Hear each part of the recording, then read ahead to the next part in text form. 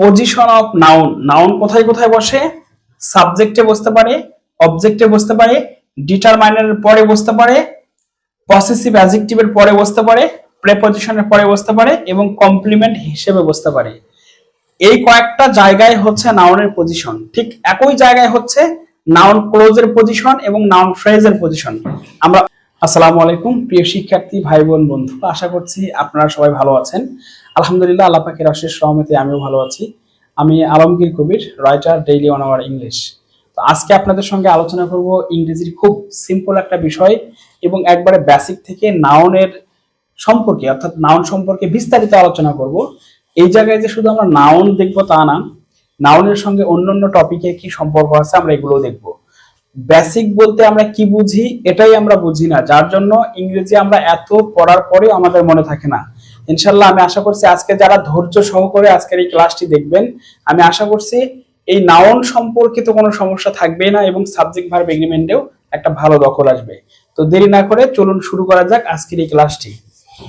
Noun প্রথমত আমাদের জানতে হবে যে নাউন থেকে কত ধরনের কোশ্চেন হয় এবং নাউন কোন কোন টপিকের সঙ্গে সম্পর্ক আছে। আমাদের প্রথমে দেখতে হবে যে নাউনের সম্পর্ক আছে কোন কোন টপিকের সাথে। প্রথম এক নম্বর হচ্ছে নাউনের সম্পর্ক আছে সাবজেক্ট ভার্ব এগ্রিমেন্টের সাথে। এগ্রিমেন্ট, সাবজেক্ট ভার্ব এগ্রিমেন্টের সম্পর্ক আছে কার? নাউনের। এবং এই নাউনের সম্পর্কে আছে সেন্টেন্স কারেকশন। সেন্টেন্স কারেকশনের সঙ্গে এই নাউনের সম্পর্ক আছে এবং এই নাউনের সম্পর্ক আছে কিসের সঙ্গে? Right form of verb. Right form of verb, এই তিনটা টপিকের সঙ্গে নাউনের সম্পর্ক আছে। যদি আমরা নাউন ভালো করে বুঝি তাহলে এইগুলোর আমাদের রুলস পড়তে হবে না। এই নাউনের মধ্যে রাইট ফর্ম অফ ভার্ব বলেন বা সাবজেক্ট ভার্ব এগ্রিমেন্ট বলেন, মিনিমাম 20টা রুলস আছে এর মাঝে। সুতরাং এটা আমাদের ভালো করে দেখতে হবে। তাহলে আমরা প্রথমে আমরা জানি নাউন কাকে বলে। কোনো কিছুর নামকে নাউন বলে। নাউন কাকে বলে? কোনো কিছুর নামকে নাউন বলে। নাউন পড়ার পূর্বে আমরা দেখলাম যে নাউন থেকে এই তিন ধরনের কোশ্চেন হয়ে থাকে। এখন আমরা দেখব যে আমরা জানি ফ্রেজ এবং ক্লোজ নামে দুইটা আলাদা টপিক আছে। এই টপিকগুলোর সঙ্গে কিন্তু নাউনের সম্পর্ক আছে। নাউন আমরা যদি ভালো করে বুঝি তাহলে আমরা যেটা বুঝবো নাউন ক্লোজ, নাউন ক্লোজ এবং নাউন ফ্রেজ। নাউন ক্লোজ এবং নাউন ফ্রেজ এই সম্পর্কেও জানতে পারবো। সুতরাং নাউন যেহেতু বেসিক, এটা কিন্তু ছোটখাটো কোনো বিষয় না। আমরা প্রথমে দেখবো নাউনের পজিশন। পজিশন অফ নাউন,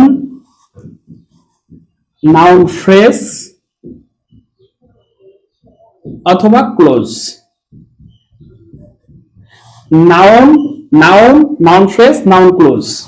যেখানে নাউন বসে সেখানে নাউন ফ্রেজ বসে, সেখানে নাউন ক্লোজ বসে। তাহলে আমাদের কাছে খুব ইম্পর্টেন্ট নাউন। আমরা যদি নাউনের পজিশন ভালোভাবে বুঝি তাহলে কিন্তু নাউন সম্পর্কে আমাদের যে প্রশ্ন এবং নাউন আইডেন্টিফিকেশন, যদি আমরা নাউন ভালোভাবে আইডেন্টিফাই করতে পারি তাহলে দেখা যাবে অনেকগুলো পার্টস অফ স্পিচ আমাদের আইডেন্টিফাই করতে অনেকটা সহজ হবে। সুতরাং আমাদের এটা ভালোভাবে আগে শিখতে হবে। প্রথম কথা হচ্ছে নাউন কোথায় বসে। ওকে, তাহলে পজিশন অফ নাউন। নাউন কোথায় কোথায় বসে? সাবজেক্টে বসতে পারে, অবজেক্টে বসতে পারে, ডিটারমাইনারের পরে বসতে পারে, পসেসিভ অ্যাডজেক্টিভের পরে বসতে পারে, প্রেপজিশনের পরে বসতে পারে এবং কমপ্লিমেন্ট হিসেবে বসতে পারে। এই কয়েকটা জায়গায় হচ্ছে নাউনের পজিশন। ঠিক একই জায়গায় হচ্ছে নাউন ক্লোজের পজিশন এবং নাউন ফ্রেজের পজিশন। আমরা উদাহরণ দেখব, তাহলে আমাদের কাছে এই বিষয়টা অত্যন্ত সহজ হবে। একটু সবাই খেয়াল করেন। আর আরেকটা বিষয়, যারা ক্লাসটি করতেছেন অবশ্যই তারা খাতা কলম নিয়ে ক্লাস করবেন, দেখবেন যে ক্লাসটা অনেক ইফেক্টিভ হবে। হ্যাঁ, খাতা কলম ছাড়া ক্লাস করা আর এমনি নাচ গানের ভিডিও দেখা দুটো সমান হয়ে যাবে, এই কাজ করা যাবে না। ওকে, এখন আমরা উদাহরণ দেখি। এখানে আমরা দেখতে পাচ্ছি সাবজেক্টে বসে কে বসে? নাউন বসে। এখানে যদি বলা হয় Eva loves to sing song, তাহলে ইভা গান গাইতে পছন্দ করে। Eva loves to Singh song. এইখানে খেয়াল করেন এটা হচ্ছে ভার্ব এবং এই যেটা হচ্ছে সাবজেক্ট। তার মানে এই নাউন এখানে বসেছে সাবজেক্ট হিসেবে এই ভার্বের। এখন আমরা দেখবো অবজেক্টে কে বসে? নাউন বসে। You should call Rafi. এখানে খেয়াল করেন ইউ শুড কল রাফি, এই যে এটা হচ্ছে ভার্ব, এই ভার্বের পরে বসেছে কি, এই ভার্বের পরে বসেছে হচ্ছে রাফি, এখানে রাফিটা হচ্ছে অবজেক্ট, তার মানে এখানে অবজেক্টে কে বসেছে, নাউন বসেছে। আমরা আবার দেখি আগে পজিশনটা খুবই গুরুত্বপূর্ণ, যে আমরা দেখব ডিটারমাইনারের পরে নাউন বসতে পারে, কিন্তু এর আগে আমরা ছোট্ট করে ডিটারমাইনারের আমরা বিস্তারিত জানবো। ডিটারমাইনার জানাটা খুবই গুরুত্বপূর্ণ। আমরা এই যে এখানে ডিটারমাইনারটা একটু দেখি, ডিটারমাইনার কাকে বলে এই সংজ্ঞাটা গুরুত্বপূর্ণ। ডিটারমাইনার হচ্ছে সেই সকল ওয়ার্ড, অর্থাৎ যে সকল ওয়ার্ড নাউন অথবা প্রোনাউনের পূর্বে বসে ওই নাউনকে এক বচন করে, বহু বচন করে, যেটাকে বলা হয় সিঙ্গুলার করে, প্লুরাল করে, আবার ওই নাউনকে নির্দিষ্ট করে, অনির্দিষ্ট করে, এই সকল ওয়ার্ডগুলোকে বলা হয় ডিটারমাইনার। খেয়াল করুন সবাই যে কোথায় যে সকল ওয়ার্ড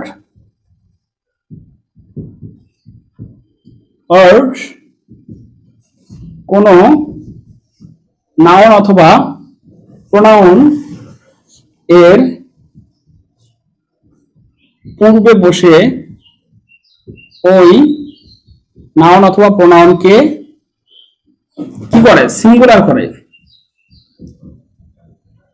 অথবা প্লুরাল করে, সে সকল ওয়ার্ডকে কি বলা হয়, ডিটারমিনার বলা হয়, ডিটারমিনার বলা হয়। এখন একটু খেয়াল করি যে কোন ওয়ার্ডগুলো ডিটারমিনার, এবং এই যে এটা আমাদের প্রমাণ করতে হবে, সিঙ্গুলার করে, প্লুরাল করে, আবার কি বলা হয়েছে, নির্দিষ্ট করে, অনির্দিষ্ট করে। এখানে জায়গা কম থাকার কারণে আমি কথাটা লিখিনি, আপনারা লিখে নেবেন। যেমন দেখেন আমি যদি বলি টু বয় আর রিডিং, এখানে খেয়াল করেন এখানে কিন্তু টুটা হচ্ছে ডিটারমিনার, এটা হচ্ছে প্লুরাল ডিটারমিনার, যার কারণে এখানে হবে এস, কারণ পরে নাউনটাও কি হবে, প্লুরাল। তার মানে আমরা এখান থেকে কমপ্লিটলি বুঝতে পেরেছি যে পূর্বের ডিটারমাইনারটা যদি কি হয়, ডিটারমিনার সিঙ্গুলার হলে পরের নাউনটা হবে সিঙ্গুলার, ডিটারমিনার প্লুরাল হলে পরের নাউনটা কি হবে, প্লুরাল হবে। এখানে আরেকটা কথা ইনপুট দিয়ে নিন, সেটা হচ্ছে ডিটারমিনার, যতগুলো ডিটারমিনার আছে সবগুলো এক ধরনের অ্যাডজেক্টিভ, মাথায় রাখতে হবে।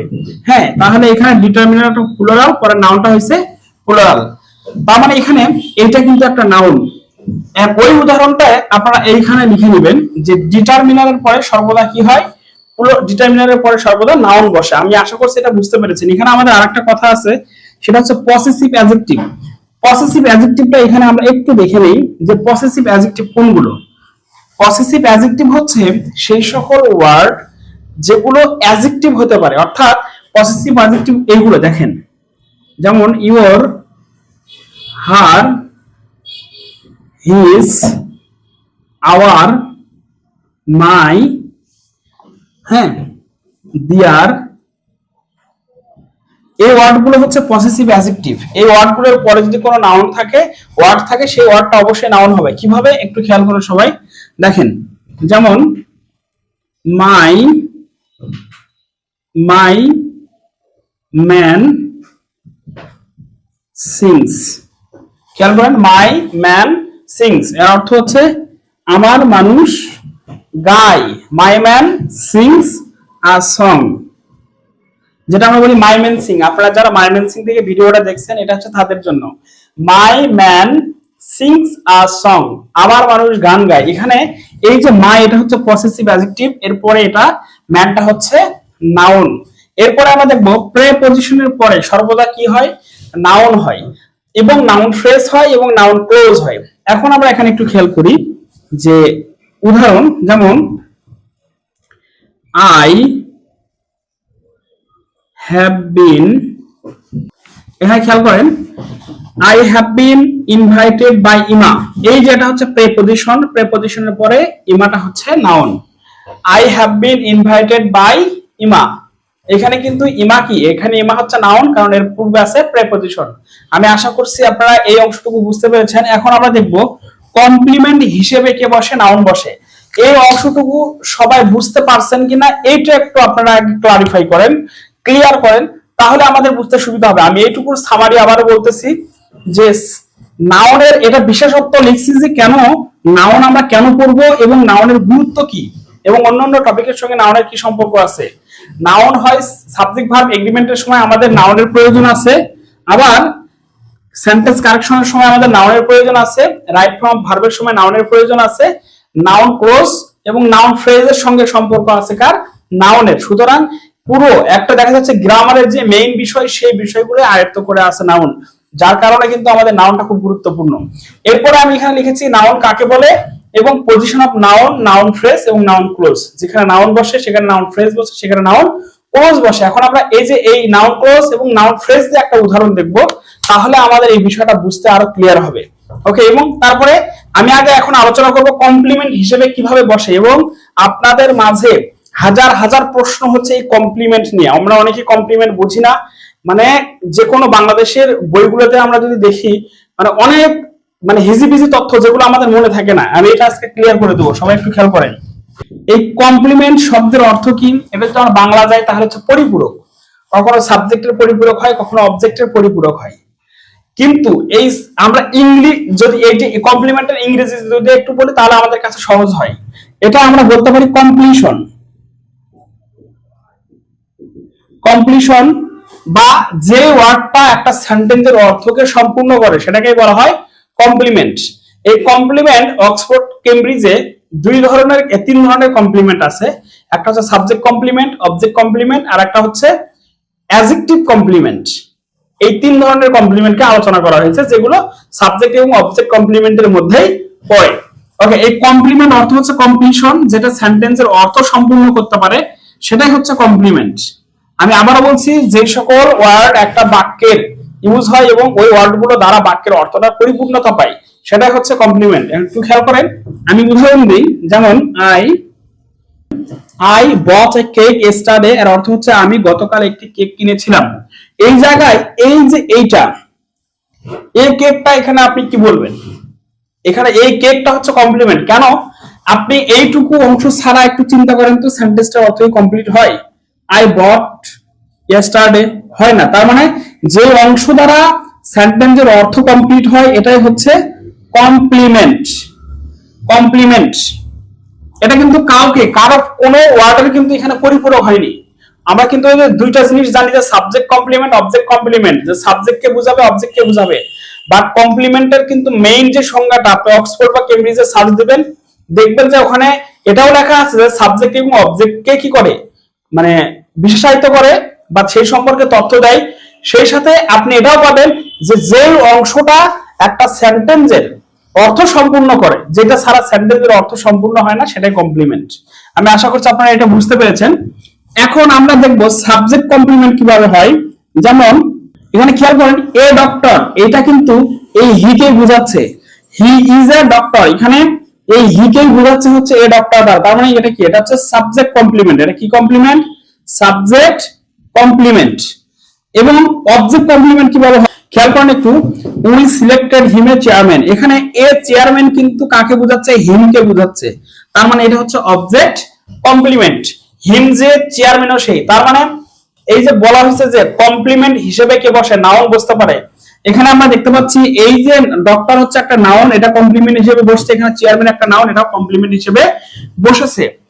কমপ্লিমেন্ট আমি আবারও সামারি বলতেছি, কমপ্লিমেন্ট বিষয়টা হচ্ছে এরকম যে কখনো সাবজেক্টকে বুঝাবে, কখনো অবজেক্টকে বুঝাবে, আবার কখনো সেন্টেন্সের সাবজেক্ট অবজেক্ট কাউকে বুঝায় না, বাট সেন্টেন্সের অর্থটা সম্পাদন হতে, অর্থাৎ অর্থটা সম্পূর্ণ করতে সাহায্য করে। এটাই হচ্ছে কমপ্লিমেন্ট। কমপ্লিমেন্ট সম্পর্কে যদি আমাদের কোনো ভুল ধারণা থেকে থাকে আমরা এখান থেকে ক্লিয়ার করব। আর যারা এই মুহূর্তে ভিডিওটা দেখছেন, যারা ময়মনসিং থেকে আছেন, আমি ময়মনসিং মিরবাড়ি রেল ক্রসিং রোডে আমি কোর্স চালু করেছি। আমার প্রাইভেট সেন্টারের নাম আমার বইয়ের নামেই, ডেইলি 1 আওয়ার ইংলিশ। আপনারা যদি কেউ পড়তে চান তাহলে স্ক্রিনে দেওয়া নাম্বারটি থেকে যোগাযোগ করতে পারেন। ইনশাআল্লাহ গবেষণা ধর্মী একটা পড়া পাবেন। আমরা আরেকটা বিষয় আমি একটু কথা বলি, যা আমরা জানি যে ঢাকা ইউনিভার্সিটিতে সাধারণত আমরা যদি হিসাব করি 70% স্টুডেন্ট শুধু ইংলিশে ফেল করে, এবং এই ইংলিশে ফেলের যে বিষয়গুলো এগুলো আমরা অনেকে আইডেন্টিফাই এখনো করতে পারিনি।